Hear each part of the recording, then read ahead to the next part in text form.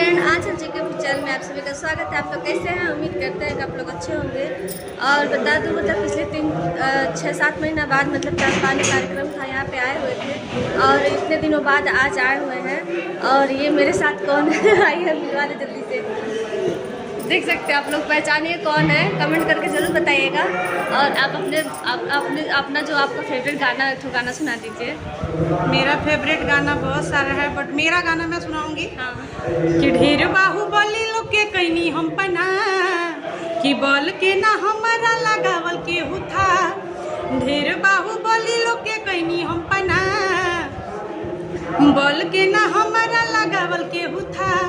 करे समझौता नहीं हम स्वाभिमान से, करिले बिलोंग हम निषाद खानदान से।